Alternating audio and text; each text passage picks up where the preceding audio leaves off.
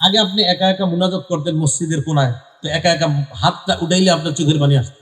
ইদানিং গত 7 দিনে আপনি অনেক চেষ্টা করেও চোখের পানি আনতে পারতেছেন না। আগে আপনার অবস্থা ছিল এমন যে সবাই মসজিদ থেকে যখন চলে যেত, তো একা একা নিবু নিবু আলোর মধ্যে ফ্যানটা চলতেছে, কেউ নাই মসজিদে, আপনি হাত উঠাইতে আপনার চোখের পানি আসতো। আল্লাহর কাছে একা একা কাঁদতে আপনি খুব সুন্দরভাবে কাঁদতে পারতেন, কিন্তু ইদানিং আপনি 1 মাস ধরে চেষ্টা করেও পারতেন না। অলপ শক্ত হয়ে। সূরা জুমারের 22 নম্বর আয়াতে আল্লাহ বলেন, ফাওয়াইলুল লিল কাসিয়াতি কুলুবুহুম মিন যিকরিল্লাহ। আল্লাহর জিকির শূন্য হওয়ার কারণে যেই কলবগুলা শক্ত হয়ে গেছে, ওই কলবগুলা ধ্বংস হোক, বলেন নাউজুবিল্লাহ। নবীজি বলেন, ইন্নাল আবদা ইযা আখতা খাতিয়া, বান্দা যখন একটা গুনাহ করে, বলেন কয়টা? নবিদাত ফি কলবিহি নুকতাতুন সাউদা, তার অন্তরের মধ্যে একটা কালো দাগ পড়ে যায়। বলেন আমার সাথে, একটা গুনাহ করলে কলবের উপর দাগ পড়ে কয়টা? ফাইদা হুয়া নাযা ওয়াস্তাগফারা ওয়া তাবা, বান্দা যখন গুনাহ থেকে ফিরে আসে আর তওবা করে, সুকিলা কলবুহু, তার কলবটা আবার আগের মতো স্বচ্ছ হয়ে যায়। এবার আল্লাহর নবী বলেন, ওয়া ইন আদা, বান্দা যদি গুনাহটা বারবার করে, আজকে করছে আবার কালকে, আবার খালি করতেই থাকে, জিদা, ওই গুনাহ করতে করতে এক পর্যায়ে তার দাগগুলা বেড়ে যায়। একবার করছে একটা দাগ, দুইবার করে দুইটা দাগ, তিনবার করে তিনটা দাগ, নফরমানি করতেই থাকে, তওবা করে না। আল্লাহ নবী বলেন, এইভাবে গুনাহ করতে করতে কালো দাগগুলা এত বেড়ে গেছে, দাগগুলা বাড়তে বাড়তে হাত্তা তালু কলভা, কলবের উপর পুরা কালো দাগের একটা আবরণ পড়ে গেছে। প্রথমে কলবের উপর একটা দাগ পড়ছে, এখন গুনাহ বাড়তে বাড়তে অনেকগুলা দাগ হইতে হইতে কলব পুরাটাই চলে গেছে এখন কালো দাগের নিচে। নবীজি বলেন, এটাকে রন বলা হয়। বলেন কি বলা হয়? রন। এই রনের বাংলা হলো মরিচা। বলেন রনের বাংলা কি? আর এই রনের কথা আল্লাহ পবিত্র কোরআনের সূরা মুতাফফিফিনের মধ্যে বলেন, কাল্লা বাল রানা আলা কুলুবিহিম মা কানু ইয়াকসিবুন, তারা যে গুনাহ কামাই করেছে এই কারণে তাদের কলবের উপর মরিচা পড়ে গিয়েছে। আল্লাহ আমাদের সকলকে মরিচাওয়ালা কলব থেকে আল্লাহ আমাদেরকে হেফাজত করেন। সাবধান, মরিচাওয়ালা কলব নিয়ে কিয়ামতের মাঠে যায়েন না, তো আল্লাহ কিন্তু আমার আপনার থেকে আড়াল হবে, তাকাবে না। যা, ওই ব্যক্তিকে আল্লাহ অভিশাপ দেন যে ব্যক্তি তার পিতা মাতাকে অভিশাপ দেয়। কোন ব্যক্তি যদি তার পিতা মাতাকে অভিশাপ দেয়, তাকে আল্লাহ অভিশাপ দেয়। থুর, আব্বা এটা করে কেন? আসেন এরকম, আব্বা এটা ঠিক করে নাই, কাশি হয়েছে আব্বার, বুড়াটা মরতে পারে না, নাউজুবিল্লাহ, এখন অসহ্য হয়ে গেছে। নবীজি বলেন, যে সন্তান বাবা মাকে অভিশাপ দেয়, তাকে আল্লাহ অভিশাপ দেয়।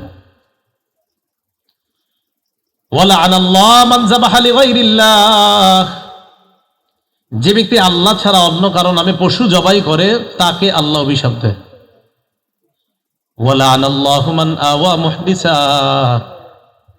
যে ব্যক্তি কোন বেদাতিকে আশ্রয় দেয়, তাকে আল্লাহ অভিশাপ দেয়। কাকে? কোন বেদাতিকে যদি আশ্রয় প্রশ্রয় দেয়, তাকে আল্লাহ অভিশাপ দেয়।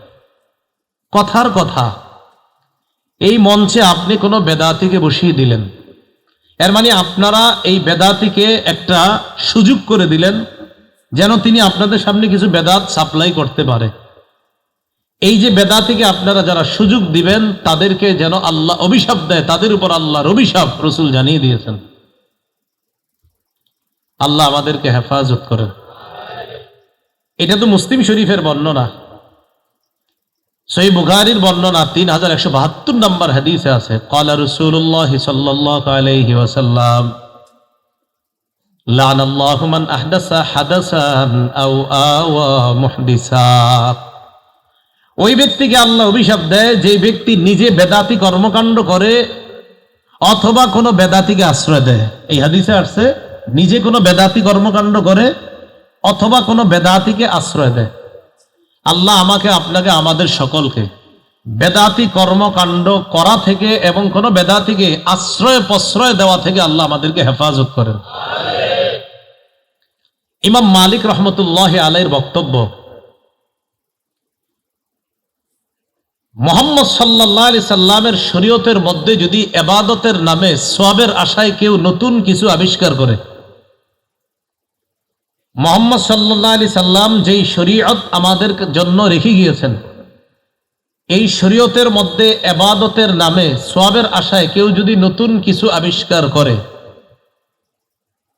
ফাকাদ জামা আন্না মুহাম্মাদান সাল্লাল্লাহু আলাইহি ওয়াসাল্লাম ক্বাদ খানা রিসালা। এই ব্যক্তি কেমন যেন এই কথা দাবি করে যে মুহাম্মদ সাল্লাল্লাহু আলাইহি সাল্লাম তার দায়িত্ব পালনে খেয়ানত করে গিয়েছেন, ত্রুটিপূর্ণ রেখে গিয়েছেন। আর নবীজি খেয়ানত করেছেন বলেই তো আপনি এখন পরিপূর্ণ করতেছেন নতুন কিছু বানায়। যদি বলেন না মুহাম্মদ সাল্লাল্লাহু আলাইহি সাল্লাম শরীয়ত পরিপূর্ণ রেখে গিয়েছেন, তো আপনি নতুন কেন বানান? কথা কি বুঝে আসছে? তাহলে ইমাম মালিক রহমতুল্লাহ আলাইহি বলেন, কেউ যদি শরীয়তের মধ্যে ইবাদতের নামে নতুন কিছু উদ্ভাবন করে, আবিষ্কার করে, সে কেমন যেন এই দাবি করে যে মুহাম্মদ সাল্লাল্লাহু আলাইহি সাল্লাম ক্বাদ খানা রিসালাহ, নবুয়তের দায়িত্ব পালনে খেয়ানত করেছে, নাউজুবিল্লাহ। অথচ রাসূলুল্লাহ সাল্লাল্লাহু আলাইহি সাল্লাম পরিপূর্ণ রূপে শরীয়ত আমাদের জন্য রেখে গিয়েছেন। এটা হলো আমাদের মুসলমানদের পূর্ণ আকীদা এবং বিশ্বাস। তো কিছু অপরাধের কারণে বান্দা অভিশপ্ত হয়। এর মধ্যে জানলাম মা বাবাকে যে নাফরমান, মা বাবার সাথে যে অভিশাপ দেয় তাকে আল্লাহ অভিশাপ দেয়। আল্লাহ ছাড়া অন্য কারো নামে পশু জবাই করে তাকে আল্লাহ অভিশাপ দেয়। যে ব্যক্তি নিজে বেদাতি কর্মকাণ্ড করে, এটা বুখারী থেকে জানলাম, আর মুসলিম শরীফ থেকে জানলাম যে যে ব্যক্তি কোনো বেদাতিকে আশ্রয় দেয় তাকেও আল্লাহ অভিশাপ দেয়। সহিহ বুখারীর বর্ণনা, রাসূলুল্লাহ সাল্লাল্লাহু আলাইহি সাল্লাম বলেন, আনা ফারাতুকুম আলাল হাউজ, কিয়ামতের ময়দানে আমি তোমাদের আগেই হাউজে কাউসারের পাড়ে দাঁড়িয়ে থাকবো। সুবহানাল্লাহ। আমি অপেক্ষায় থাকবো তোমাদেরকে হাউজে কাউসারের পানি পান করানোর জন্য। আল্লাহ আমাদের সকলকে কবুল করেন। রাসূলুল্লাহ সাল্লাল্লাহু আলাইহি সাল্লাম বলেন, মান মাররা আলাইয়া শারিবা ওয়া মান শারিবা লাম ইয়াজমা। হাউজে কাউসারের পাড়ে আমি দাঁড়িয়ে থাকবো, আমার কোন উম্মত যদি আমার সামনে দিয়ে যায় হাউজে কাউসারের পানি পান করবে, আর যদি পানি পান করে আমার ওই উম্মত আর পিপাসার্ত হবে না। একটু বুঝেন মন দিয়ে। হাউজে কাউসারের পারে নবীজি দাঁড়িয়ে থাকবেন, রাসূলুল্লাহ সাল্লাল্লাহু আলাইহি সাল্লামের সামনে দিয়ে তার যে উম্মত অতিক্রম করবে তিনি হাউজে কাউসারের পানি পান করবে, ঠিক তো? এবার নবীজি বলেন, সুম্মা লা ইয়ারিদান্না আলাইয়া আকওয়াম আ'রিফুহুম ওয়া ইয়ারিফুনানি। এরপর আমার সামনে এমন অনেক সম্প্রদায় আসবে যাদেরকে আমি চিনবো, তারাও আমাকে চিনবে। এর মানে তারাও নবীর উম্মত। চিনবে কিভাবে না হয়? তারাও নবীর উম্মত। রাসূলুল্লাহ সাল্লাল্লাহু আলাইহি সাল্লাম বলেন, সুম্মা লা ইয়ারিদান্না আলাইয়া আকওয়াম, এরপর আমার সামনে একদল আসবে, আমিও তাদেরকে চিনবো, তারাও আমাকে চিনবে।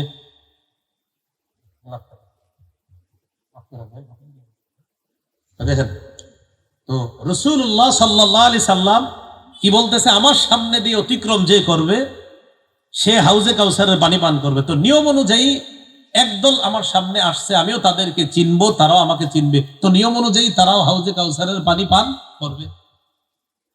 রাসূলুল্লাহ সাল্লাল্লাহু আলাইহি সাল্লাম বলেন, তাদেরকে যখন আমি হাউজে কাউসারের পানি পান করাবো, ওই মুহূর্তে ইউহালু বাইনি ওয়া বাইনাহুম, তাদের মাঝে আর আমার মাঝে প্রতিবন্ধক হয়ে যাবে, একটা আবরণ পড়ে যাবে, একটা প্রতিবন্ধকতা সৃষ্টি করা হবে, আমি যেন তাদেরকে হাউজে কাউসারের পানি পান না করাই। নাউজুবিল্লাহ। তো আমি বলবো তখন, ইন্নাহুম মিন উম্মতি, আমি বলবো আল্লাহ এরা তো আমার উম্মত, আমি কেন তাদেরকে হাউজে কাউসারের পানি পান করাবো না? আল্লাহর পক্ষ থেকে জবাব দেওয়া হবে, ইন্নাকা লা তাদরি মা আহদাসু বা'দাক, আপনার জানা নাই আপনি দুনিয়া থেকে বিদায় নেওয়ার পর এরা শরীয়তের মধ্যে ইবাদতের নামে নতুন কত কিছু আবিষ্কার করেছে, এটা আপনার জানা নাই। এই জন্য আজকে এদেরকে আপনি হাউজে কাউসারের পানি পান করাবেন না, কারণ বেদাতি কর্মকাণ্ড করার কারণে তাদেরকে হাউজে কাউসারের পানি থেকে আমি আল্লাহর পক্ষ থেকে তাদেরকে বঞ্চিত করা হয়ে গিয়েছে। বলেন নাউজুবিল্লাহ।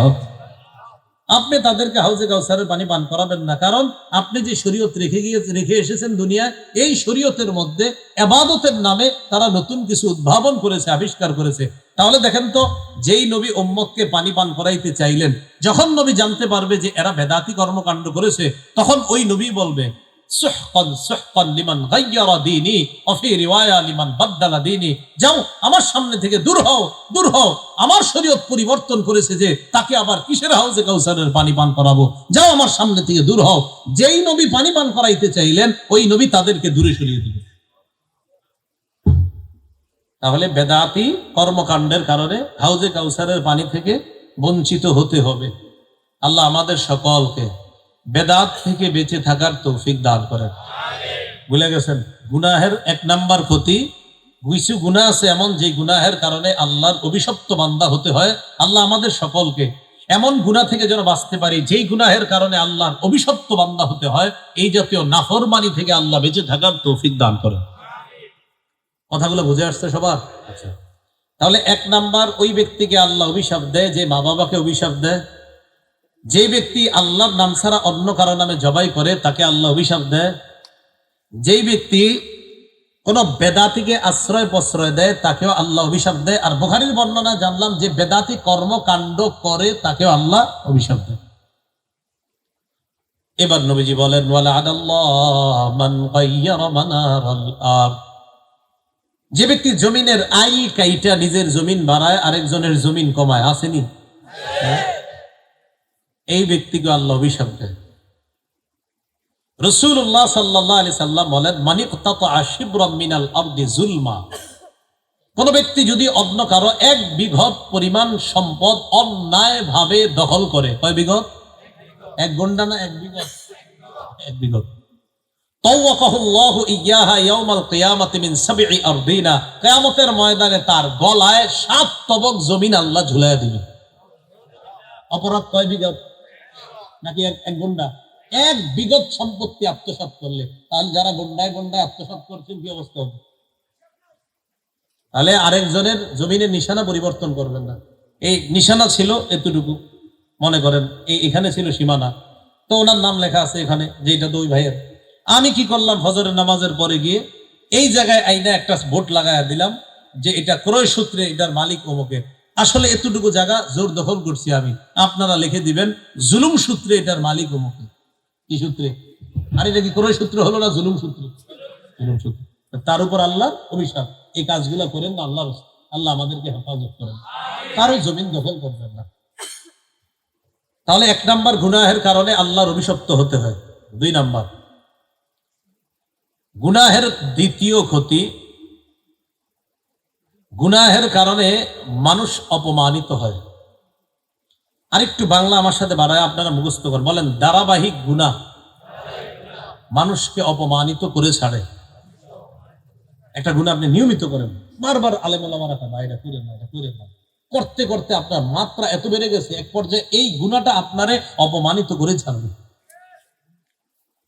আল আদাবুশ শরঈয়া 1 নম্বর খণ্ড 144 নম্বর পৃষ্ঠা আব্দুল্লাহ ইবনুল মুবারক রাহমাতুল্লাহি আলাইহির বক্তব্য, তিনি বলেন রাআইতুজ যুনুবা তুমিতুল কুলুবা ওয়া ক্বাদ ইউরিসু যিল্লা ইদমানুহা।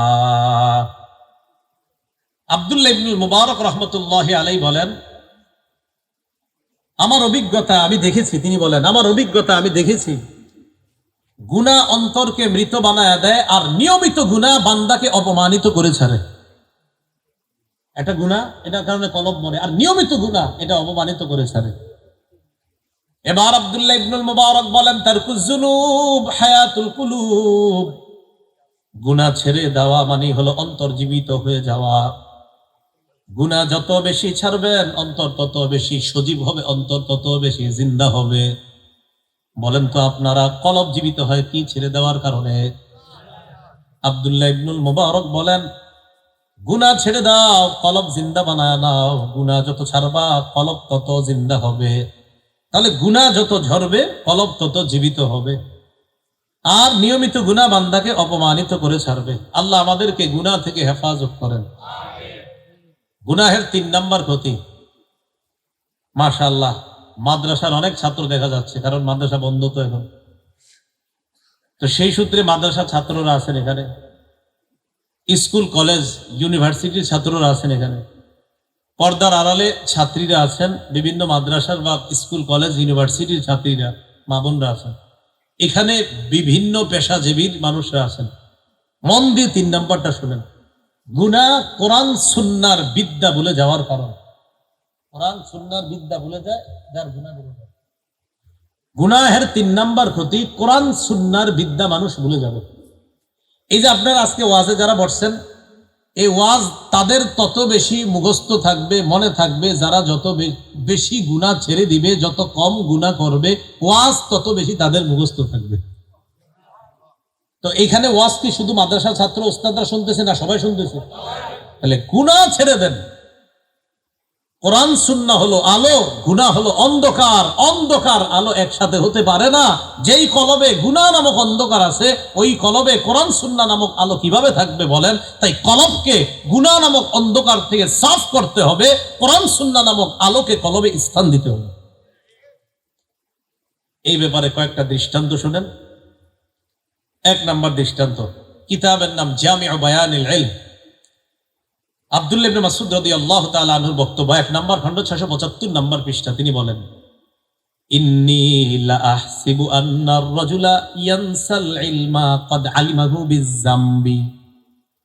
আব্দুল্লাহ ইবনে মাসউদ রাদিয়াল্লাহু তাআলা আনহু বলেন, আমার অভিজ্ঞতার আলোকে আমি তোমাদেরকে বলতেছি, আমার ধারণা, আমার অভিজ্ঞতার ফলাফল আমি তোমাদেরকে জানায় দেই।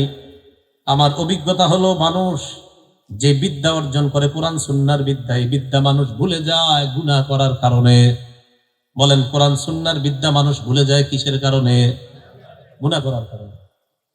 ইমাম আবু হানিফা রাহমাতুল্লাহ আলাইহির নাম শুনছেন? যেটা আসতে বললেন, কেন শোনেন নাই? আচ্ছা, আমরা কোরআন সুন্নাহর যে সংকলনকে অনুসরণ করি, বলেন তো কি? আমার সাথে বলেন, বলেন কোরআন সুন্নাহর সংকলন, কোরআন সুন্নাহর ব্যাখ্যা। এবার সবাই আমার সাথে বলেন, আমরা কোরআন সুন্নাহর যেই সংকলনটাকে অনুসরণ করি, যেই ব্যাখ্যা অনুসরণ করি, সেই ব্যাখ্যার নাম, সেই সংকলনের নাম হানাফি মাযহাব। কি মাযহাব? এটা মানে এরকম না যে গাছ থেকে একটা পড়ছে রাতে সকালে খেয়ে ফেলছেন, বিষয়টা যেমন না। কোরআন সুন্নাহর সুবিন্যস্ত, সাজানো গুছানো একটা সংকলনের নাম হানাফি ফিকহ। কোরআন সুন্নাহর সাজানো একটা সংকলনের নাম শাফিঈ ফিকহ। কোরআন সুন্নাহর সাজানো একটা সংকলনের নাম হাম্বলি ফিকহ। কোরআন সুন্নাহর সাজানো একটা সংকলনের নাম মালিকি ফিকহ। কোরআন সুন্নাহর সাজানো একটা সংকলনের নাম বুখারী। কোরআন সুন্নাহর একটা সংকলনের নাম মুসলিম। কোরআন সুন্নাহর সংকলনের নাম তিরমিজি। কোরআন সুন্নাহর সংকলনের নাম নাসাই। কোরআন সুন্নাহর সংকলনের নাম আবু দাউদ। কোরআন সুন্নাহর সংকলনের নাম ইবনে মাজাহ। আর কোরআন সুন্নাহর ব্যাখ্যা সাপেক্ষে সুবিন্যস্ত সাজানো গোছানো সংকলনের নাম হানাফি মাযহাব। সাজানো গোছানো সংকলনের নাম শাফিঈ মাযহাব। সাজানো গোছানো সংকলনের নাম মালিকি মাযহাব। সাজানো গোছানো সংকলনের নাম হাম্বলি মাযহাব। এটা নতুন কোনো জিনিস না, বরং নবীর যুগ থেকেই চলে আসা একটা বিষয়কে সংকলন করে আমাদের সামনে উপস্থাপন করা হয়েছে। এটা আমরা ফলো করি যেন কোরআন সুন্নাহটা সহজে আমরা বুঝতে পারি। কথা বুঝে আসছে? এটা এমন না নতুন কিছু না, এটা বিষয়টা নতুন কিছু না। তাহলে বলেন তো, হানা বুখারী, মুসলিম, তিরমিজি, নাসাই, আবু দাউদ, ইবনে মাজাহ এগুলা কি নতুন আবিষ্কার না সংকলন? হানাফি, শাফি, মালিকি, হাম্বলি এগুলা কি নতুন আবিষ্কার না কোরআন সুন্নাহর সংকলন? তাহলে সংকলন আর আবিষ্কারের পার্থক্যটা সারা জীবন মনে থাকবে নি? আবিষ্কার আমি নতুন কিছু বানাইছি, সংকলন চলে আসা জিনিসকে আমি সংকলন করা। আল্লাহ আমাদেরকে কথাগুলো বোঝার তৌফিক দান করেন। এটা কিন্তু আমি বলতাম না, কিল্লে যেন মাথায় এসে বুঝলে ফেলছে। ইমাম আবু হানিফার নাম আসছে এই জন্য বললাম। আল জাওয়াহিরুল মুদিয়্যা 2 নম্বর খণ্ড 478 নম্বর পৃষ্ঠা। ইমাম আবু হানিফা রহমতুল্লাহ আলাইহি কোরআন সুন্নাহ নিয়ে যখন গবেষণা করতেন, তো কখনো যদি ওনার কোনো মাসালা খটকা লাগতো, কানাল ইমাম আবু হানিফা রাহিমাহুল্লাহ কানাত ইদা আশকালাত আলাইহিল মাসআলা, কোনো মাসালায় যখন ওনার খটকা লাগতো, এটা কি হালাল না হারাম, খটকা লাগলেই উনি ওনার ছাত্রদেরকে বলতেন, মা হাযা ইল্লা লিযামবিন ক্বাদ আহদাসতুহু। এই কোরআন সুন্নাহ গবেষণা করে এই মাসালাটা এখনো আমার সমাধান হচ্ছে না কেন? মনে হয় আমার কোনো গুনাহ হয়ে গেছে, এই গুনাহের কারণে এটার সমাধান এখনো আমি পাইতেছি। সাথে সাথে ইমাম আবু হানিফা কানা ইস্তাগফিরু ইস্তিগফার পাঠ করতেন, ওয়া রুবামা কামা সাল্লা, কখনো নামাজের মধ্যে দাঁড়িয়ে যাইতেন। ফাতানকাশিফু লাহুল মাসআলা, আল্লাহ পাক ইমাম আবু হানিফাকে মাসালার সমাধান দিয়ে দিতেন। মাসালায় খটকা লাগলো, উনি বলতেন আমার মনে হয় কোনো অপরাধ হয়েছে, এই কারণে এটা আমার খটকা লাগছে। তখন উনি ইস্তিগফার পাঠ করতেন, অথবা উনি নামাজের মধ্যে দাঁড়ায় যাইতেন, আল্লাহ তাকে এই মাসালার সমাধান দিয়ে দিতেন। এখন দেখেন কি ঘটনা, মাসালার সমাধান পাওয়ার পর তিনি বলতেন রাজাউতু আন্নি তিবা আলাইয়া, আমার আশা আল্লাহ আমার তওবা কবুল করেছেন। কেন? ইমাম আবু হানিফার বক্তব্যের সার নির্যাস হলো এই, যেহেতু এই মাসালা খটকা লাগছে, আর খটকা লাগাটাই আমার কাছে গুনাহ মনে হয়েছে, আর এখন যেহেতু আমি সমাধান পেয়ে গিয়েছি, এর মানে আল্লাহ আমাকে মাফ করে দিচ্ছে। আর আমরা দিনের পর দিন কত কিছু মুখস্থ থাকে না, ভুলে যাই, এটা আমরা গুনাহই মনে করি না নাকি? উনি শুধু খটকা লাগছে, উনি কয় কেন খটকা লাগছে, আর আমরা কত কিছু শরীয়তের ভুল করি, কেন আমাদের মাথায় আসে না, আমাদের কখনো এটা কল্পনা আসে না যে আমার যে কোনো গুনাহ হইতো। 3 নম্বর দৃষ্টান্ত নেন, বুখারী শরীফের ব্যাখ্যা গ্রন্থের নাম ফাথুল বারী। এই ফাথুল বারীর লেখক যিনি ইবনু হাজার আসকালানী রহমতুল্লাহি আলাইহি, তার একটা বিখ্যাত কিতাব আছে নাম তাহজিবুত তাহজিব, 2 নম্বর খণ্ড 129 নম্বর পৃষ্ঠা। ইবনে হাজার আসকালানী রহমতুল্লাহি আলাইহি এখানে একটা বক্তব্য আনছেন আলী ইবনুল খাশরামের। মাদ্রাসা তালেব ইলমরা একটু মন দেন, খুব কথাগুলো গুরুত্ব দিন, কলেজ ভার্সিটি ছাত্ররা শুনেন, গুনাহ করা যাবে না, জীবনে অনেক এগিয়ে যেতে পারবেন। আলী ইবনুল খাশরাম বলেন রাআইতু ওয়াকি ইবনুল জাররাহ মা রাআইতু বিয়াদিহি কিতাবান কত্তু, আমি ওয়াকি ইবনুল জাররাহ রাহমাতুল্লাহি আলাইহিকে দেখেছি তিনি কখনো হাতে কিছু লিখতেন না, ইন্নামা হুয়া ইয়াহফাজু, সব মুখস্থ করে ফেলতেন, কিছু লিখতেন না, সব মুখস্থ করে ফেলতেন। সাআলতুহু আন দাওয়াইল হিফজি, আমি একদিন জিজ্ঞাসা করলাম আপনি এত মুখস্থ কেমনে করতে পারেন? তিনি জবাব দিলেন তারকুজ যুনুব, গুনাহ যত বেশি কম করি আমি, গুনাহ যত বেশি ছেড়ে দেই, গুনাহ আমার যত কম হয়, আমার মেধায় তত বেশি অনেক কোরআন সুন্নাহ সংরক্ষণ হয়ে যায়। কি বুঝলাম? গুনাহ যার যত কম হবে, কোরআন সুন্নাহর আলো তার মেধায় তত বেশি স্থান পাবে। আল্লাহ আমাদের সকলকে গুনাহমুক্ত জীবন যাপন করার তৌফিক দান করুন। ইমাম শাফি রহমতুল্লাহ আলাইহি, কিতাবের নাম দিওয়ানুশ শাফি, 61 নম্বর পৃষ্ঠা। এখানে ইমাম শাফি রহমতুল্লাহ আলাইহি তার নিজের ঘটনা তিনি উল্লেখ করেন, শাকাউতু ইলা ওয়াকিইন সুআ হিফজি ফাউসানি ইলা তারকিল মাআসি। ইমাম শাফি রাহিমাহুল্লাহ বলেন আমার মাঝে মাঝে ভুল হয়ে যেত, ভুলে যাইতাম, আমি ভুলে যাওয়ার কারণে আমি আমার উস্তাদের কাছে গেলাম, যাওয়ার পর আমি আমার উস্তাদকে বললাম আমার ভুল হয়ে যায়, আমি বারবার ভুল করে ফেলি, এর মানে আমি ভুলে যাই, ও না ভুল হওয়া না, আমি ভুলে যাই। আমি যত বিদ্যা অর্জন করি মাঝে মাঝে কিছু বিদ্যা আমার স্মৃতি শক্তি থেকে হারিয়ে যায়, কেন এমনটা হয় আমি আপনার কাছে জানতে চাই। আমার উস্তাদ আমাকে ওসিয়ত করলেন, উপদেশ দিলেন, ফাউসানি ইলা তারকিল মাআসি, আমি যেন সমস্ত গুনাহ ছেড়ে দেই, ফাইন্নাল ইলমা নূরুম মিন ইলাহি, কারণ ইলম হলো আল্লাহর পক্ষ থেকে নূর। বলেন ইলম কার পক্ষ থেকে নূর? ইলম আল্লাহর পক্ষ থেকে নূর। ওয়া নূরুল্লাহি লা ইউতা লিআসি, আল্লাহর এই নূর কোন নাফরমানকে দেওয়া হয় না, নাউযুবিল্লাহ। বলেন তো ইলম কার নূর? এই নূর কাকে দেওয়া হয় না? বলেন গুনাহগারকে। বলেন নূর কাকে দেওয়া হয় না? মুসলিম শরীফের নাম শুনছেন তো আপনারা? এই কিতাব, এই কিতাবের একটা ব্যাখ্যা গ্রন্থ আছে শরহ মুসলিম, এই ব্যাখ্যা যিনি করেছেন ইমাম নববী রহমতুল্লাহ আলাইহি, তার একটা কিতাব আছে তাহজিবুল আসমা। এই কিতাবের 2 নম্বর খণ্ড 1 নম্বর খণ্ড 47 নম্বর পৃষ্ঠায় তিনি ইমাম মালিক রহমতুল্লাহ আলাইহির একটা বক্তব্য আনছেন। ইমাম মালিক রহমতুল্লাহ আলাইহি ইমাম শাফিকে বললেন, ও মুহাম্মদ তুমি শোনো। ইমাম শাফির পুরো নাম মুহাম্মদ ইবনু ইদ্রিস আশ-শাফি। ইমাম শাফিকে বললেন, মুহাম্মদ তুমি শোনো, ইন্নাল্লাহা ক্বাদ আলকা আলা কলবিকা নূরা, আল্লাহ তোমার কলবের মধ্যে নূর দান করছেন, ফালা তুতফিহু বিজুলমাতিল মাসিয়া, তুমি এই আলোটাকে গুনাহের অন্ধকার দিয়ে নিভিয়ে দিও না। তোমার কলবে আল্লাহ কোরআন সুন্নাহর নূর দিয়েছেন, আলো দিয়েছেন, এই আলোটাকে তুমি গুনাহের অন্ধকার দিয়ে তুমি নিভিয়ে দিও না। তাহলে কোরআন সুন্নাহ আর গুনাহের অন্ধকার একসাথে থাকবে না আলাদা রাখতে হবে? তাহলে অন্ধকারকে বের করতে হবে, আলোকে স্থান দিতে হবে। আল্লাহ গুনাহমুক্ত জীবন যাপন করার তৌফিক দান করেন। বুখারী শরীফে একটা হাদিস শুনেন, খুব মজার হাদিস, 119 নম্বর হাদিস। আবু হুরায়রা রাদিয়াল্লাহু তাআলা আনহু, হাদিসের কিতাব খুললে ওনার নামটা পান না এমন পাওয়া যায় না, সব হাদিসের কিতাবে আবু হুরায়রা আছে। আবু হুরায়রা রাদিয়াল্লাহু তাআলা আনহু মসজিদে একদিন বসা, রাসূলুল্লাহ সাল্লাল্লাহু আলাইহি সাল্লাম আসছে, ছাত্র, নবীজির ছাত্র। তো ছাত্রের মনটা খারাপ। আবু হুরায়রা রাদিয়াল্লাহু তাআলা আনহু নবীজিকে বললেন, ইয়া রাসূলুল্লাহ, হুজুর আমি আপনাকে একটা কথা বলতে চাই, আমি আপনার কাছ থেকে অনেক হাদিস শুনি কিন্তু হাদিসগুলো আমি ভুলে যাই। ইয়া রাসূলুল্লাহ, আমি আপনার কাছ থেকে অনেক হাদিস শুনি, হাদিসগুলো আমি মুখস্থ রাখতে পারি না, হাদিসগুলো আমি ভুলে যাই। নবীজি আমাকে বললেন, আবু হুরায়রা উবসুত রিদাআকা, তুমি তোমার চাদরটা বিছিয়ে দাও। ফাবাসাততু, আমি আমার চাদর বিছিয়ে দিলাম। চাদর বিছিয়ে দেওয়ার পর এ দেখেন, এটা চাদর, এটা কি চাদর, এটা চাদর।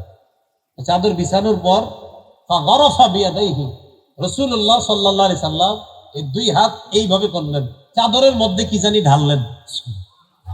আবার শুনেন, আবু হুরায়রা রাদিয়াল্লাহু তাআলা আনহু বলে, হুজুর আমি আপনার হাদিস শুনি মুখস্থ রাখতে পারি না। নবীজি বললেন, চাদরটা বিছাও। আমি চাদর বিছাইলাম। ফাগারাফা বিয়াদাইহি, দুই হাত দিয়ে এইভাবে ঢাললেন। কি ঢাললেন? কিছুই নাই, হাতেও কিছু নাই, চাদরেও কিছু নাই, শুধু ঢালছে। আল্লাহু আকবার। তো নবীজি বললেন, আবু হুরায়রা এবার এটা বটো। তো বটছে, চাদরটা এবার পেঁচাইছে, তোমার সাথে মিলাও। তো বুখারীর বাইনা সত্রাইনে আছে, ফাযামামতুহু, এতটুকু আসছে, আর নিচে আছে ছোট্ট করে ইলা সদরি, আমি পেঁচানো চাদরটাকে আমার বুকের সাথে মিলাইলাম। ফামা নাসিতু শাইআন বাদা, চাদরটা বুকের সাথে মিলানোর পর থেকে আর জীবনে আমি যা কিছু শুনি আর কখনো ভুলি না।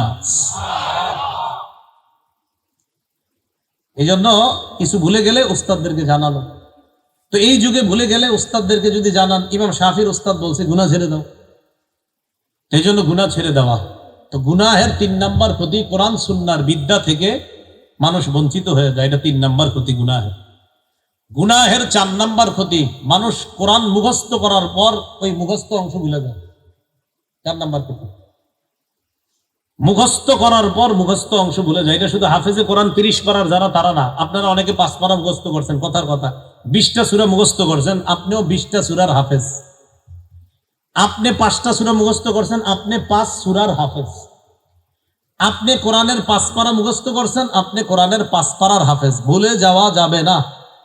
বলেন আমার সাথে, সবাই বলেন, কোরআন মুখস্থ করার পর চর্চা না করাটাই গুনাহ। কোরআন মুখস্থ করার পর চর্চা না করাটাই গুনাহ। আর এই গুনাহের কারণে কোরআন আপনি ভুলে যাবেন।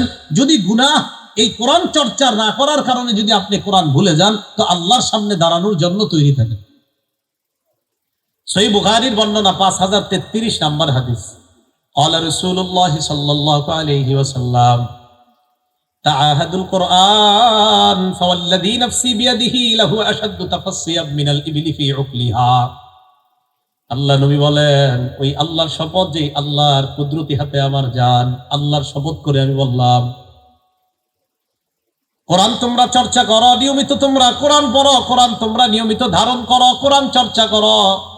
আল্লাহ নবী বলেন, উটের গলা থেকে রশি যদি খুলে দাও, বাঁধনহারা উট যেমন দ্রুত পালিয়ে যায়, কোরআন মুখস্থ করার পর যদি চর্চা না করো, ওই ওটের চাইতে আরো দ্রুত গতিতে কোরআন তোমার থেকে পালিয়ে যাবে। নাউজুবিল্লাহ। ওই হাফেজ সাহেবরা আসেননি, খালি রমজানে তেলাওয়াত করে, বাকি 1 বছর, বাকি 1 বছর করেন না কেন? বাকি 1 বছরের মাঝে যদি মরে যান, আল্লাহর সামনে দাঁড়াইলে যদি আল্লাহ বলে, কি ব্যাপার, কোরআন পড়ো তুমি? আর যদি বলেন 15 পারা মুখস্থ আছে আর 15 পারা ভুলে গেছে, কেন বলছেন? চর্চার অভাবে। কেন তুমি চর্চা করলা না? কথা বুঝে আসছে? তাইলে যারা কোরআনের কিছু অংশ মুখস্থ করেছেন, নিয়মিত চর্চা করতে হবে। আমি সহ আল্লাহ সকলকে কোরআন নিয়মিত চর্চা করার তৌফিক দান করেন, আল্লাহ কবুল করেন। তাহলে 4 নাম্বার, গুনাহের কারণে মানুষ কোরআন ভুলে যায়। আর এই কোরআন ভুলে যাওয়ার একটা গুনাহ কি বললাম? কোরআন মুখস্থ করার পর চর্চা না করা। 5 নাম্বার গুনাহের 5 নাম্বার ক্ষতি, গুনাহের কারণে মানুষ হালাল রিজিক থেকে বঞ্চিত হয়। বলেন গুনাহের কারণে মানুষ হালাল রিজিক থেকে বঞ্চিত হয়। ইবনে মাজার 2144 নাম্বার হাদিস, এটা গুরুত্বপূর্ণ একটা হাদিস, সবাই মন দিয়ে শুনব। রাসূলুল্লাহ সাল্লাল্লাহু আলাইহি সাল্লাম বলেন, আইয়ুহান নাস ইত্তাকুল্লাহ ওয়া আজমিলুহু ফিত তালাব। হে মানুষ, তোমরা আল্লাহকে ভয় করো, আজমিলু ফিত তালাব, আর তোমরা হালাল পন্থায়, বৈধ পন্থায় সুন্দরভাবে রিজিক তালাশ করো। ফাইন্না নাফসান লান তামুতা হাত্তা তাস্তাওফিয়া রিজকাহা।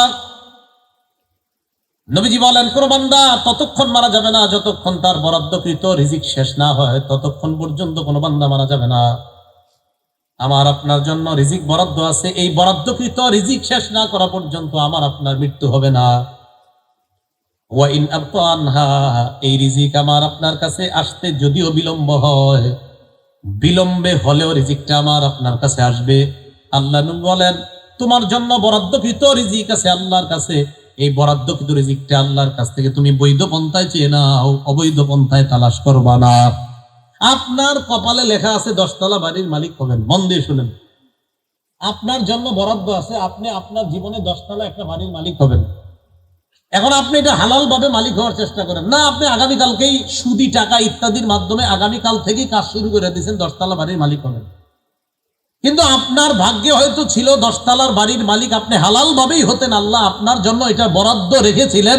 আপনি, ওই রাসূল বলছে, ওয়াইন আবতা আনহা, দেরিতে হলেও আপনি এটার মালিক হতেন, কিন্তু আপনি আগে আগে হারাম পন্থা এটা তালাশ করে নিয়ে নিয়েছেন। আপনি কিন্তু দেরিতে হলেও বৈধ পন্থা এটার মালিক হতেন, কেন অবৈধ পন্থা তালাশ করলেন?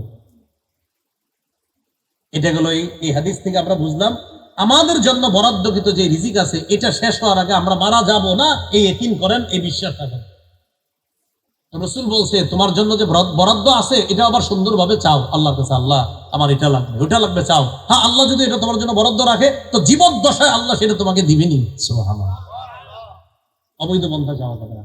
এবার একটা হাদিস আমরা শুনবো, অনুবাদটা প্রথম আমি বলবো, এরপর সবাই আমার সাথে বলবো। সহিহুল জামে 2085 নাম্বার হাদিস। এই হাদিসের মধ্যে আসছে, লা ইয়াহমিলান্না আহাদাকুম ইস্তিবতাউর রিজকি আইয়াতুবাহু বিমাসিয়া। আমি আগে অনুবাদটা বলবো। অবৈধ পন্থায় দ্রুত ধনী হওয়ার নেশা তোমাদেরকে যেন গুনাহের মাধ্যমে রিজিক অন্বেষণে উদ্বুদ্ধ না করে। এবার আমার সাথে বলেন, অবৈধ পন্থায় দ্রুত ধনী হওয়ার নেশা আমাদেরকে যেন গুনাহের মাধ্যমে রিজিক অন্বেষণে উদ্বুদ্ধ না করে। মানে আপনি বড় লোক হইতে, মানে আপনি কালকে অবৈধভাবে বড় লোক হবেন, এটা যেন না হয়। তো তোমাদেরকে যেন দ্রুত ধনী হওয়ার নেশা অবৈধ পন্থায় কোনো রিজিক অন্বেষণ করতে উদ্বুদ্ধ না করে। রাসূল বলেন, উম্মত, তোমার জন্য বরাদ্দকৃত রিজিক যেটা, এটা বৈধ পন্থায় তুমি চাও আল্লাহর কাছে। যদি আল্লাহ তোমার কপালে এটা লিখে রাখেন তো জীবদ্দশায় দেরিতে হলেও তুমি সেটা পাবেই পাবে, কারণ তুমি এটা না পাওয়ার আগে তো তুমি মারা যাবে না। এই কথা কিন্তু বিশ্বাসে আনবো আমরা। তাহলে 5 নাম্বার ক্ষতি গুনাহের, 5 নাম্বার না 4 নাম্বার, 5 নাম্বার ক্ষতি গুনাহের কারণে মানুষ হালাল রিজিক থেকে বঞ্চিত হয়। গুনাহের 6 নাম্বার ক্ষতি, গুনাহের কারণে বান্দাদের কলব শক্ত হয়ে যায়। বলেন, কলব কি হয়ে যায়? আগে আপনি একা একা মুনাজাত করতেন মসজিদের কোনায়, তো একা একা হাতটা উঠাইলে আপনার চোখের পানি আসতো। ইদানিং গত 7 দিনে আপনি অনেক চেষ্টা করেও চোখের পানি আনতে পারতেছেন না। আগে আপনার অবস্থা ছিল এমন যে সবাই মসজিদ থেকে যখন চলে যেত তো একা একা নিবু নিবু আলোর মধ্যে, ফ্যানটা চলতেছে, কেউ নাই মসজিদে, আপনি হাত উঠাইতে আপনার চোখের পানি আসতো। আল্লাহর কাছে একা একা কাঁদতে আপনি খুব সুন্দরভাবে কাঁদতে পারতেন, কিন্তু ইদানিং আপনি 1 মাস ধরে চেষ্টা করেও পারতেন না, কলব শক্ত হয়ে। সূরা জুমারের 22 নম্বর আয়াতে আল্লাহ বলেন, ফাওয়াইলুল লিল কাসিয়াতি কুলুবুহুম মিন যিকরিল্লাহ। আল্লাহর জিকির শূন্য হওয়ার কারণে যেই কলবগুলা শক্ত হয়ে গেছে, ওই কলবগুলা ধ্বংস হোক। বলেন নাউজুবিল্লাহ। নবীজি বলেন, ইন্নাল আবদা ইযা আখতা খাতিয়া, বান্দা যখন একটা গুনাহ করে, বলেন কয়টা? নবিদাত ফি কলবিহি নুকতাতুন সাউদা, তার অন্তরের মধ্যে একটা কালো দাগ পড়ে যায়। বলেন আমার সাথে, একটা গুনাহ করলে কলবের উপর দাগ পড়ে কয়টা? ফা ইযা হুয়া নাযা ওয়াস্তাগফারা ওয়া তাবা, বান্দা যখন গুনাহ থেকে ফিরে আসে আর তওবা করে, সুফিলা কলবুহু, তার কলবটা আবার আগের মতো স্বচ্ছ হয়ে যায়। এবার আল্লাহ নবী বলেন, ইন আদা, বান্দা যদি গুনাহটা বারবার করে, আজকে করছে আবার কালকে আবার খালি করতেই থাকে, জিদা, ওই গুনাহ করতে করতে এক পর্যায়ে তার দাগগুলা বেড়ে যায়। একবার করছে একটা দাগ, দুইবার করে দুইটা দাগ, তিনবার করে তিনটা দাগ, নফরমানি করতেই থাকে, তওবা করে না। আল্লাহ নবী বলেন এইভাবে গুনাহ করতে করতে কালো দাগগুলা এত বেড়ে গেছে, দাগগুলা বাড়তে বাড়তে হাত্তা তালু কলভা, কলবের উপর পুরা কালো দাগের একটা আবরণ পড়ে গেছে। প্রথমে কলবের উপর একটা দাগ পড়ছে, এখন গুনাহ বাড়তে বাড়তে অনেকগুলা দাগ হইতে হইতে কলব পুরাটাই চলে গেছে এখন কালো দাগের নিচে। নবীজি বলেন এটাকে রন বলা হয়। বলেন কি বলা হয়? রন। এই রনের বাংলা হলো মরিচা। বলেন রনের বাংলা কি? আর এই রনের কথা আল্লাহ পবিত্র কোরআনের সূরা মুতাফফিফিনের মধ্যে বলেন, কাল্লা বাল রানা আলা কুলুবিহিম মা কানু ইয়াকসিবুন, তারা যে গুনাহ কামাই করেছে এই কারণে তাদের কলবের উপর মরিচা পড়ে গিয়েছে। আল্লাহ আমাদের সকলকে মরিচাওয়ালা কলব থেকে আল্লাহ আমাদেরকে হেফাজত করেন। সাবধান, মরিচাওয়ালা কলব নিয়ে কিয়ামতের মাঠে যায়েন না, তো আল্লাহ কিন্তু আমার আপনার থেকে আড়াল হবে, তাকাবে না। যা, মরিচাওয়ালা কলব নিয়ে যাওয়া যাবে না। আল্লাহ আমাদেরকে গুনাহ থেকে হেফাজত করেন। তো গুনাহের কারণে কলব কি হয়? শক্ত হয়। এখন আর চোখের পানি আসে না, নামাজও পড়ে না, রোজাও রাখে না, এত গুনাহ করে, গুনাহ করতে করতে করতে করতে হঠাৎ হাত তোলে, না চোখের পানি আসে না। আসবে কিভাবে? কলব এত শক্ত হয়ে গেছে, এখন আর চোখের পানি আসে না। গুনাহের 7 নাম্বার ক্ষতি, গুনাহ মানুষকে নিঃস্ব বানায় দেয়। বলেন গুনাহ মানুষকে কি বানায়? আপনাদের এলাকায় নিঃস্ব কাকে বলে? বলে একজন বলেন সুন্দর করে। যার কি নাই, ধন সম্পদ টাকা পয়সা নাই, তাকে কি বলা হয়? নিঃস্ব। এটাই তো নাকি? সাহাবায়ে কেরামও এটাকে নিঃস্ব বলছেন। মুসলিম শরীফের 2581 নাম্বার হাদিস। ক্বালা রাসূলুল্লাহ সাল্লাল্লাহু আলাইহি ওয়াসাল্লাম, নবীজি বলেন, আতাদরুনা মাল মুফলিস, তোমরা কি জানো নিঃস্ব কাকে বলা হয়? সাহাবারা জবাব দেয়, আল মুফলিসু ফিনা মান লা দিরহাম লাহু ওয়ালা মাতা। ইয়া রাসূলুল্লাহ, আমাদের মধ্যে যাদের টাকা পয়সা নাই, সম্পদ নাই, সহায় সম্বলহীন যারা, তাদেরকে আমাদের মাঝে নিঃস্ব বলি। নবীজি বললেন, ইন্নাল মুফলিসা মিন উম্মতি ইয়াতি ইয়াউমাল কিয়ামাতি বিসসালাত ওয়া সিয়ামিন ওয়া যাকাত। আমার উম্মতের নিঃস্ব এই ব্যক্তি, যেই ব্যক্তি কিয়ামতের ময়দানে নামাজ, রোজা, যাকাত নিয়ে উপস্থিত হবে, এই ব্যক্তি হলো নিঃস্ব। এই ব্যক্তি কি? এটা কোনো কথা? নামাজ, রোজা, যাকাত নিয়ে গেলে এই বলে নিঃস্ব? নবীজি বলেন, ইয়াতি ওয়াকাদ শাতামা হাযা। এই ব্যক্তি কেন নিঃস্ব? এই নামাজি, এই রোজাদার, এই যাকাতওয়ালা যখন দাঁড়ায় থাকবে, তার কিছু গুনাহ থাকবে, সে মানুষকে গালি দিত। ওয়াসাফাকা দামা হাযা, সে আরেকজনের রক্তপাত করছে। ওয়া দরাবা হাযা, আরেকজনকে প্রহার করছে। ওয়া আকালা মালা হাযা, 60 বার হজ করছে, কিন্তু মানুষের সম্পদ খালি জোর দখল করছে। তো কিয়ামতের মাঠে দাঁড়ায় আছে, পাওনাদাররা আসবে, আসার পর বলবে, আমি আমার পাওনা চাই। ইউতাহাদা মিন হাসানাতি, একজন পাওনাদারকে তার আমলনামা দিয়ে দেওয়া হবে। কার? ওই রোজাদার, ওই নামাজি আর ওই যাকাতওয়ালা। আরেকজন আসবে, আসার পর বলবে, আমি আমার পাওনা চাই। ওই ইউতাহাদা মিন হাসানাতি, তাকেও তার পাওনা দেওয়া হবে। আরেকজন আইসা বলবে, আমি আমার পাওনা চাই। ফা ইন ফানিয়াত হাসানাতু, আমলনামায় তাকায় দেখবে তার আর কোনো ভালো আমলনামা নাই। আমলনামা ভালো যা ছিল সব দেওয়া শেষ, এখন আমলনামার মধ্যে আর ভালো আমলনামা নাই। পাওনাদাররা বলবে, আমরা আমাদের পাওনা চাই। আল্লাহর পক্ষ থেকে বলা হবে, সুম্মা উখিযাত মিন খতায়াহুম, ওই পাওনাদারদের গুনাহগুলা নেওয়া হবে। নেওয়ার পর সুম্মা তুরিহাত আলাইহি, যেই ব্যক্তি নামাজ রোজা নিয়ে ওই জায়গায় গিয়েছে তাকে গুনাহগুলা দেওয়া হবে। গুনাহ দেওয়ার পর সুম্মা তুরিহা ফিন্নার, গুনাহের সাগরের মধ্যে তাকে জাহান্নামে নিক্ষেপ করা হবে। নাউজুবিল্লাহ। তাহলে নামাজ, রোজা, যাকাত নিয়ে যাবে, যাওয়ার পর পাওনাদারদেরকে দিতে দিতে নেকামল শেষ। এখন অন্য পাওনাদাররা এসে বলবে, আমাদেরটা কোথায়? তখন যেহেতু আর নেকামল নাই, ওই পাওনাদারদের গুনাহগুলা আইনা এই ব্যক্তির আমল নামায় দিয়ে দেওয়া হবে, তাকে গুনাহের সাগরে নিমজ্জিত করে জাহান্নামে নিক্ষেপ করা হবে। নবীজি বলেন, সেই প্রকৃত নিঃস্ব, এই ব্যক্তি সবচেয়ে বড় নিঃস্ব। দুনিয়া এমন কিছু অপরাধ করত, বান্দার হক নষ্ট করত, যেই অপরাধগুলা তাকে আখেরাতে নিঃস্ব বানায়া দিবে। তো গুনাহের 7 নাম্বার ক্ষতি, বান্দাকে গুনাহ আখেরাতে নিঃস্ব বানায় দিবে। গুনাহের 8 নাম্বার ক্ষতি, যারা গুনাহ করে তারা ফেরেশতাদের দোয়া থেকে বঞ্চিত হয়, বলেন নাউজুবিল্লাহ। ফেরেশতারা আমাদের জন্য 3টা দোয়া করে, বলেন কয়টা? আরো করে অনেক, এক আয়াতে আছে 3টা। সূরা গাফিরের 7 নম্বর আয়াতে আল্লাহ বলেন, الذين يحملون العرش ومن حوله يسبحون بحمد ربهم ويؤمنون به ويستغفرون للذين آمنوا ربنا وسعت كل شيء رحمة وعلما فاغفر للذين تابوا واتبعوا سبيلك وقهم عذاب الجحيم ربنا وأدخلهم جنات عدن التي وعدتهم। সূরা গাফির 7 নম্বর 8 নম্বর আয়াতে আল্লাহ বলেন, যারা আরশ বহনকারী তারা সদা সর্বদা আল্লাহর প্রশংসা সহ তাসবিহ পাঠ করে, তারা আল্লাহর প্রতি বিশ্বাস রাখে। ঈমানদার যারা, এই ঈমানদারদের জন্য আরশ বহনকারী ফেরেশতারা আল্লাহর কাছে ক্ষমা প্রার্থনা করতে থাকে। সুবহান। কারণ ফেরেশতাদের ক্ষমা প্রার্থনা আমরা চাই না? ফেরেশতারা আল্লাহকে বলে, আল্লাহ আপনি আপনার রহমত আর দয়া দিয়ে সবকিছু বেষ্টন করেছেন, আপনার জ্ঞান দিয়ে আর রহমত দিয়ে সব বেষ্টন করেছেন।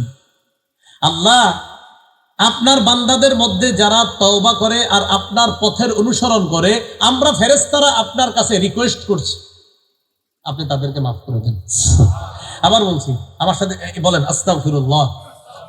আরশ বহনকারী ফেরেশতারা কয়, আল্লাহ এই বান্দারা আপনার কাছে তওবা করছে, আল্লাহ আমরা ফেরেশতারা আপনার কাছে আবেদন করতেছি আপনি তাদেরকে মাফ করে দেন। 1 নম্বর দোয়া। 2 নম্বর, ওয়াকিহিম আযাবাল জাহিম, আল্লাহ তাদেরকে জাহান্নামের আযাব থেকে আপনি হেফাজত করেন। 3 নম্বর, রব্বানা ওয়াদখিলহুম জান্নাতি আদনিন আল্লাতী ওয়া'আদতাহুম, আল্লাহ এই বান্দাদেরকে আপনার ওয়াদাকৃত জান্নাতে প্রবেশ করায়া দিন। তাহলে বলেন তো, আমরা তওবা করলে ফেরেশতারা আমাদের জন্য দোয়া করে কয়টা? 3টা। বলেন, আমরা তওবা করলে ফেরেশতারা দোয়া করে কয়টা? 1, আল্লাহ তওবা কবুল করেন। 2, আল্লাহ তাদেরকে জাহান্নামের আগুন থেকে বাঁচান। 3, আল্লাহ তাদেরকে জান্নাতে প্রবেশ করান। তো যারা গুনাহ করে নিয়মিত তওবা করে না, এরা ফেরেশতাদের এই দোয়া থেকে বঞ্চিত হয়। আল্লাহ যেন আমাদের সকলকে প্রতিনিয়ত ফেরেশতারা যে দোয়াটা আমাদের জন্য করে, এই প্রত্যেক দোয়ায় আমি আপনি আমরা সবাই যেন শামিল থাকতে পারি, আল্লাহ তৌফিক দান করেন। গুনাহের 8 নাম্বার ক্ষতি। হ্যাঁ, 7 গেছে না? 8 গেছে? 8 গেছে গা? আচ্ছা ঠিক, মাশাআল্লাহ। তো 9 নাম্বার ক্ষতি গুনাহের, বান্দা গুনাহ করতে করতে আল্লাহকে ভুলে যায়, এক পর্যায়ে নিজেরে ভুলে যায়। মানে আল্লাহরে ভুলে যায় এক পর্যায়ে, ও যে তওবা করা দরকার, ওর যে মরণ আছে, এরপর যে জান্নাত জাহান্নাম আছে, এটাও বান্দা এক সময় ভুলে যায়। সূরা হাশরের 19 নাম্বার আয়াতে আল্লাহ বলেন, ওয়ালা তাকুনু কাল্লাযীনা নাসুল্লাহা ফাআনসাহুম আনফুসাহুম, তোমরা তাদের মতো হয়ো না যারা আল্লাহকে ভুলে গিয়েছে, ফলে আল্লাহ তাদেরকে আত্মবিস্মৃতি করে দিয়েছে, মানে আল্লাহ তাদের নিজেদেরকেও ভুলিয়ে দিয়েছে। এই বান্দা আগে 5 ওয়াক্ত নামাজ পড়তো, এখন আর 5 ওয়াক্ত পড়ে না, এখন শুধু জুমা পড়ে। এখন জুমাও পড়ে না, পুরো বছর তার যে নামাজ পড়া দরকার এটাও সে ভুলে যায়, আর নামাজ না পড়ার কারণে তার যে তওবা করা দরকার এটাও সে ভুলে গেছে। ভাইয়েরা, বাবারা, একটু চিন্তা করেন তো বিষয়টা কত ভয়ঙ্কর। আমাদের সমাজে এমন মানুষ আছে যারা 5 ওয়াক্ত নামাজ পড়ে না, আসেনি? এই সমাজে না থাকলেও পৃথিবীতে আছে। পৃথিবীতে এমন মানুষও পাবেন যারা জীবন নামাজটাও করে না, তার মানে সে নিজেরও ভুলে গেছে। আল্লাহর তো বলছে, এখন সে নিজেরও বলছে। নামাজ পড়লে লাভ আল্লাহর না আমার? বলেন। আরে আমরা নামাজ পড়লে, এখন নামাজ পড়বো আমি, পড়লে যে লাভ হবে এটা আমি এখন নিজে ভুলে গেছি। এই জন্য গুনাহ এক পর্যায়ে আল্লাহকে বলতে বলতে বান্দা নিজেরই ভুলে যায়, তখন তার কি করা দরকার। এটা হলো গুনাহের 9 নাম্বার ক্ষতি। গুনাহের 10 নাম্বার ক্ষতি, গুনাহ করলে বান্দা এক পর্যায়ে এমন হয়, ধন সম্পদ সহ আল্লাহ তারে ধ্বংস করে দেয়। আল্লাহ হেফাজত করেন। আল্লাহ এমন ভূমিকম্প আমাদেরকে যেন না দেয়। হ্যাঁ, একদম বিল্ডিং টিল্ডিং সহ সব ধ্বংস হয়ে যাবে, চোখের সামনে মাটির নিচে যাবে, মালিকেরও পাবেন না, সম্পদও পাবেন না, বিল্ডিংটাও পাবেন না, খুঁজলে মাটির নিচে গিয়ে খোঁজেন, এছাড়া পাবেন না। এরকম ইতিহাস আছে না? এই যুগে তো ঘটছে। যাদের কাছে কোরআনের অনুবাদ আছে, সূরা কসসের 76 থেকে 81 নম্বর আয়াত পর্যন্ত পড়বেন। সূরা কসস 20 নম্বর পারা, সূরাতুল কসস 76 থেকে 81। আল্লাহ বলেন, ইন্না কারুনা কানা মিন কওমি মূসা ফাবাগা আলাইহিম, কারুন মুসা আলাইহিস সালাতু ওয়াস সালামের সম্প্রদায়ের অন্তর্ভুক্ত ছিল। ফাবাগা আলাইহিম, সে অহংকার করলো, উদ্ধত করলো তার অনেক সম্পদ। আল্লাহ বলেন, আতাইনাহু মিনাল কুনুজি মা ইন্না মাফাতিহাহু লাতানু বিল উসবাতি উলিল কুওয়া, আমি তারে এত সম্পদ দিয়েছি, তার সম্পদের চাবিগুলা একদল শক্তিশালী দল বহন করত।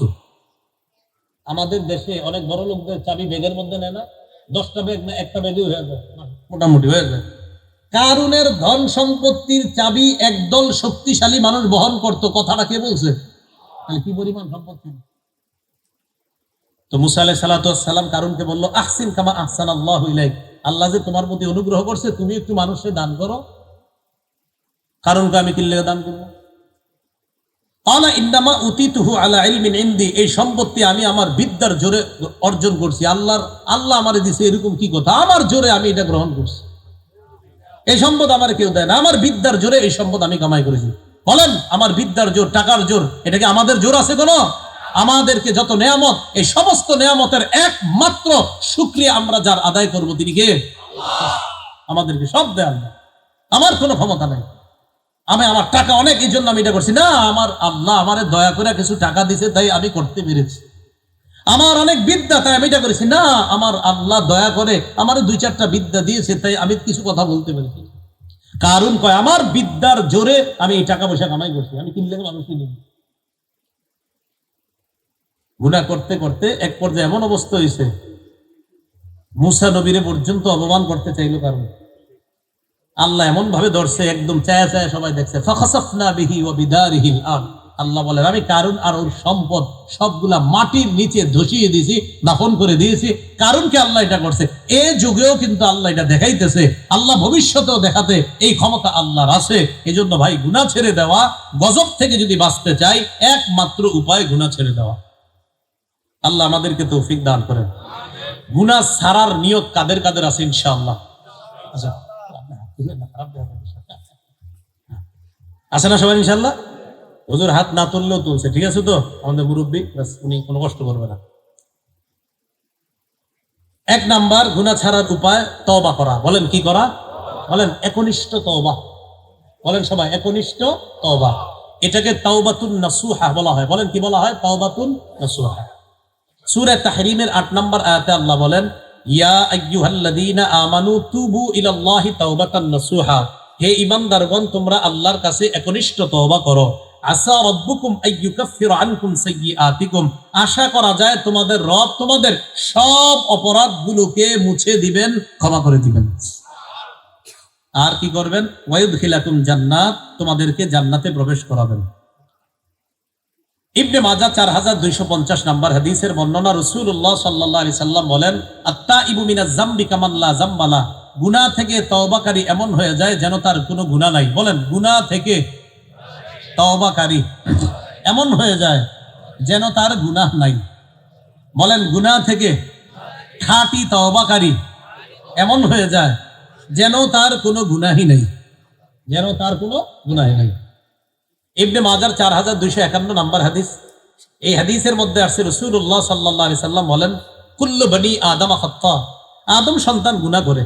খায়রুল খাত্তাইনা আত-তাওয়াবুন, গুনাহগারদের মধ্যে তারাই উত্তম যারা তওবা করে। সুবহানাল্লাহ। আমাদের গুনাহ হয়ে যায়, আমাদের মাঝে তারাই উত্তম যারা তওবা করে। তিরমিজি শরীফের বর্ণনা 3538 নাম্বার হাদিস। একটু মন দিয়ে শুনি আমরা এই জায়গাটা।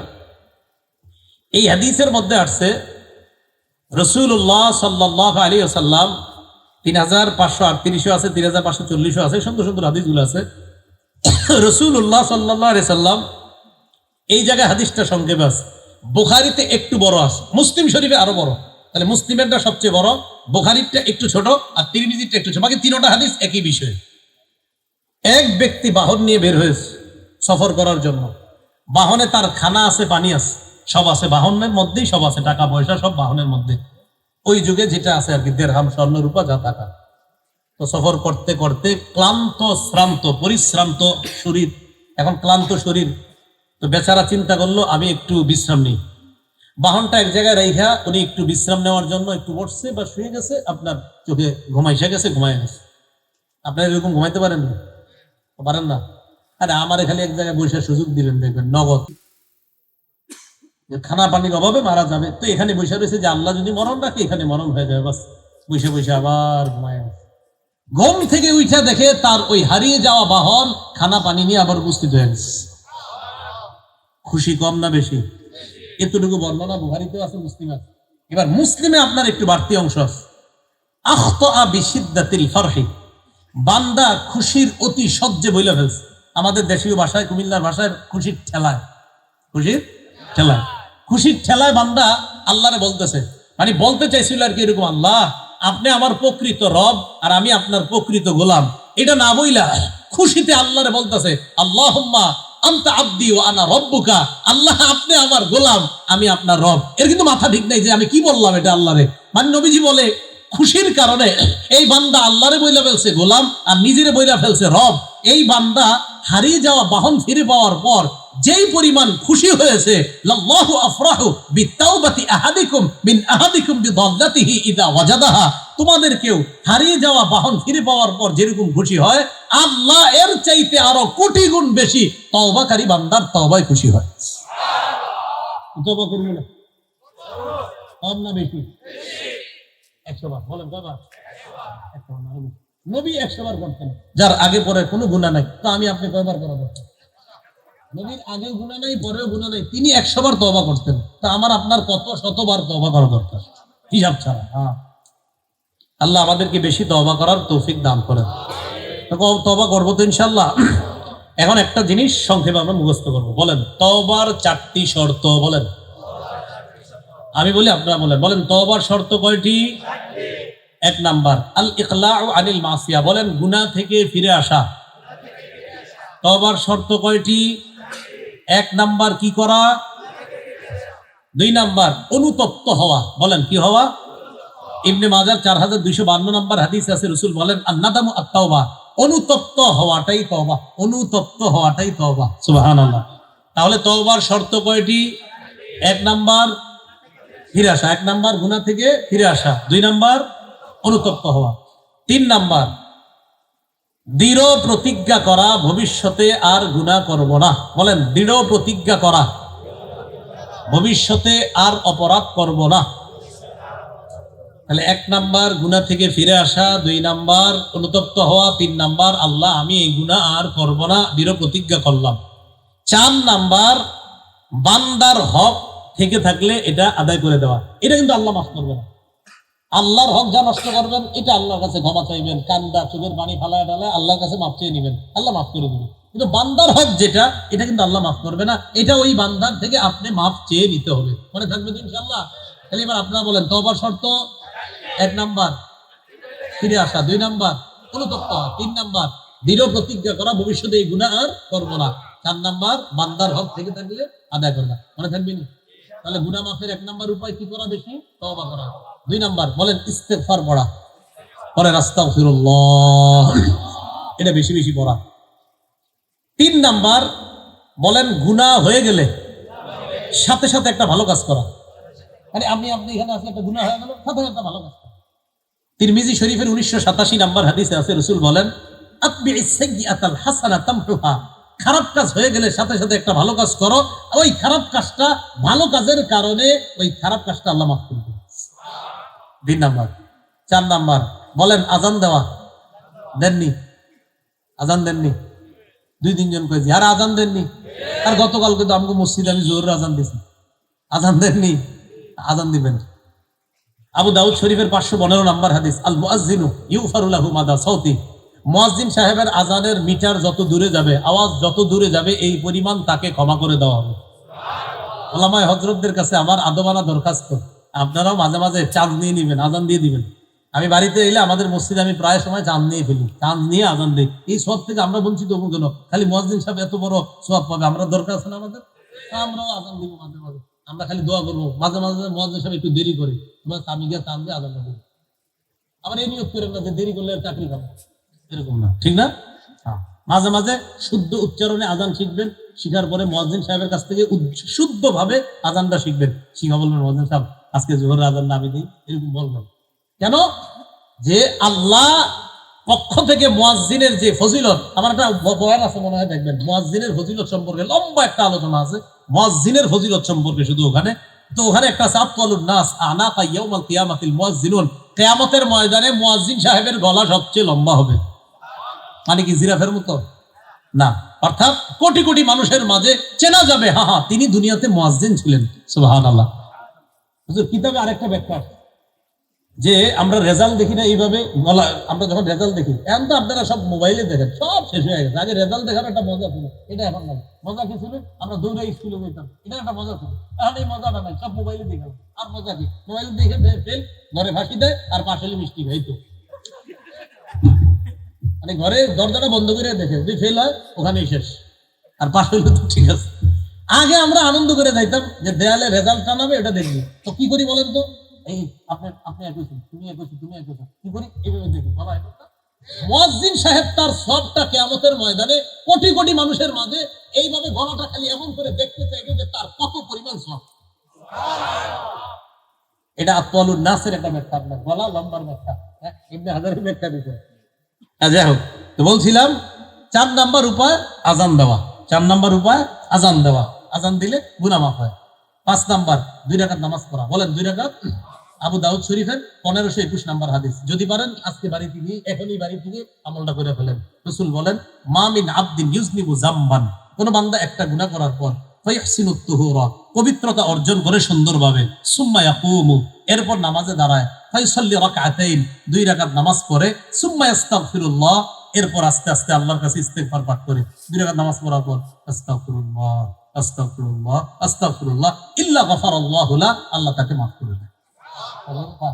6 নাম্বার 5 ওয়াক্ত নামাজ পড়া। বলেন কয় ওয়াক্ত নামাজ পড়া? 5 ওয়াক্ত নামাজ পড়লে মাঝের গুনাহগুলো আল্লাহ মাফ করে দেয়। সহিহ বুখারী 526 নাম্বার হাদিস। এক ব্যক্তি এসে নবীজিরে বলে, হুজুর আমি গুনাহ করছি, কিভাবে মাফ পাবো? ওই মুহূর্তে আল্লাহ আয়াত নাযিল করে দিয়েছেন, আকিমিস সালাতা তারাফাইন নাহার ওয়া যুলাফাম মিনাল লাইল ইন্নাল হাসানাত ইউযহিবনাস সাইয়্যাত। নবী আপনি জানিয়ে দেন, সকাল সন্ধ্যা দিনের শুরু শেষ অংশে তোমরা নামাজ আদায় করো। তুমি নামাজ পড়ো। নামাজ এই যে ভালো আমল খারাপ আমলকে মিটিয়ে দেয়। এই জায়গায় ভালো দ্বারা উদ্দেশ্য 5 ওয়াক্ত সালাত, এর মাঝে যত গুনাহ আছে এই গুনাহগুলোকে মিটিয়ে দেয়। 7 নাম্বার পদ্ধতি জামাতের সাথে নামাজ পড়া। বলেন কিসের সাথে নামাজ পড়া? জামাতের সাথে। মুসলিম শরীফের হাদিস, তাকরা সহ হাদিসের নাম্বার 6899 নাম্বার হাদিস। এই হাদিসে আসছে, এক ব্যক্তি নবীজির কাছে আইসা কয়, হুজুর গুনাহ করছি। তো নবীজি বলে, আহাদারতাস সালাত মা'ানা, আমগোর সাথে জামাতে নামাজ পড়ছো? কয় জি। জামাতে নামাজ পড়ছো? কয় জি। আল্লাহ তোমারে মাফ করে দিচ্ছে। তাহলে করবো তো ইনশাআল্লাহ আমলগুলা। তওবার যে বিষয়গুলো বললাম আমরা মনে রাখবো, গুনাহের ক্ষতিগুলা মনে রাখবো। তালেব ইলম ছাত্র ভাই যারা আছে আমরা বিষয় আমরা সবাই মনে রাখবো, গুনাহ আর ইলম, কোরআন সুন্নাহর বিদ্যা একসাথে হবে না। আল্লাহ আমাদের সকলকে গুনাহ মুক্ত জীবন যাপন করে আমরা সবাই যাতে একসাথে আবার জান্নাতে দেখা সাক্ষাৎ করতে পারি, আল্লাহ তৌফিক দান করেন।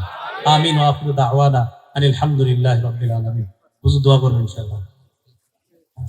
আচ্ছা, আগামী পরশু দিন না, বুধবার দিন, পরশু দিন বুধবার দিন, আগামী বুধবার দিন কোথায়? 11 গ্রাম আল্লামা নুরুল ইসলাম অলিপুরি সাহেব আসবেন, হাইবুল্লাহ মাহমুদ কাসিমি সাহেব আসবেন, খালিদ সাইফুল্লাহ আইবি সাহেব আসবেন, মুফতি রিজওয়ান রফিকি ভাই ওনারা আসবেন। তো ইনশাআল্লাহ আগামী বুধবারে 11 গ্রাম আল্লামা অলিপুরি সাহেব হযরত সহ দেশের বুজুর্গ উলামা একরাম আইবি সাহেব সহ রিজওয়ান রফিকি ভাই সহ হাবিবুল্লাহ মামানি কারটা থুইয়া কার বয়ান শুনবেন ওই দিন আপনারা টেনশনে পড়ে যাবেন। এই জন্য আগে আগে উপস্থিত হইবেন। যারটা শুনবেন তারটা সবচেয়ে আলাদা আলাদা মজা পাইবেন। একজনটা শুই না, আবার কারি সাইদুল ইসলাম আসাদ সাহেব উনিও আসবেন, ওনার নাজমুল সাহেব আসবেন। এতগুলা কয়জন শুনবো? তো সব তো পেরেশান হয়ে যাবে। আচ্ছা আচ্ছা ঠিক আছে, তাহলে আপনারা ইনশাল্লাহ প্রস্তুতি নিয়ে আগে আগে চলে যাবেন। কখন থেকে শুরু হবে মূল আলোচনা? নাকি জোরের পর থেকে? জোরের পর থেকে। তো ইনশাল্লাহ আপনারা চলে যাবেন। আল্লাহ পাক রব্বুল আলামিন যা শুনলাম বললাম আমল করার তৌফিক দান করুন। আল্লাহুম্মা সাল্লি আলা মুহাম্মাদ ওয়া আলা আলি মুহাম্মাদ কামা সাল্লাইতা আলা ইব্রাহিম। আল্লাহুম্মা বারিক আলা মুহাম্মাদ ওয়া আলা আলি মুহাম্মাদ কামা বারাকতা আলা ইব্রাহিম ওয়া আলা আলি।